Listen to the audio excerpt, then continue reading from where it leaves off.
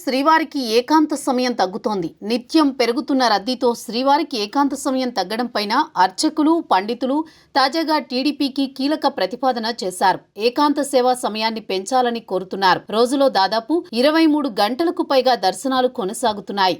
గతంలో ఉన్న విధానానికి భిన్నంగా ప్రస్తుతం నిర్వహిస్తున్న సేవలపైన చర్చ సాగుతోంది. దీంతో శ్రీవారికి ఏకాంత సమయం పైన ఇప్పుడు మార్పుల దిశగా టీటీడీ కసరత్తు చేస్తోంది. తిరుమలలో భక్తుల రద్దీ పెరగడంతో శ్రీ వెంకటేశ్వర స్వామికి ఏకాంత సమయం తగ్గుతోంది. స్వామికి కునుకు కరువవుతోంది. పెరుగుతున్న భక్తుల రద్దీతో స్వామి సేద తీరే సమయం తగ్గిపోతోంది. దీంతో స్వామివారి ఏకాంత సమయాన్ని పెంచాలని అర్చక పండిత బృందం టీటీడీ అధికార యంత్రాంగానికి సూచనలు చేస్తోంది. రోజు వేకువజామున సుప్రభాత సేవతో స్వామి నివేదనలు మొదలవుతాయి. ప్రస్తుతం వేకువజాము 2:30 మహాద్వారం, వెండివాకిలి, బంగారు వాకిలి తలుపులు తెరిచి 3 గంటలకు సుప్రభాత సేవ నిర్వహిస్తున్నారు.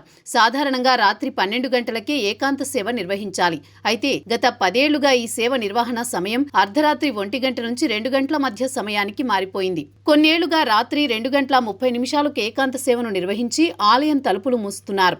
ఒక్కోసారి 2:50 ఏకాంత సేవ పూర్తి చేసి ఆ వెంటనే కేవలం 7 నిమిషాల వ్యవధిలోనే తిరిగి ఆలయం తలుపులు తెరుచుకుంటున్నాయి.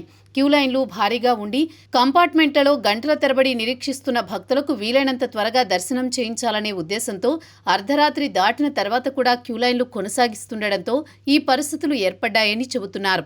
ఏకాంత సమయంలోనే దేవతలు భూలోకానికి వచ్చి శ్రీనివాసుణ్ణి ఆరాధిస్తారని, స్వయంగా బ్రహ్మదేవుడే వచ్చి పూజ చేస్తారని పురాణాల్లో ఉందని గుర్తు చేస్తున్నారు. దేవతల ఆగమన సమయంలో మానవ సంచారం ఉండరాదని స్పష్టం చేస్తున్నారు. ఈ నేపథ్యంలో దర్శనాల సమయాన్ని కుదించి ఏకాంత సమయాన్ని పెంచాలని అర్చకులు, కొందరు పండితులు టీటీడీ అధికారులను కోరినట్టు సమాచారం.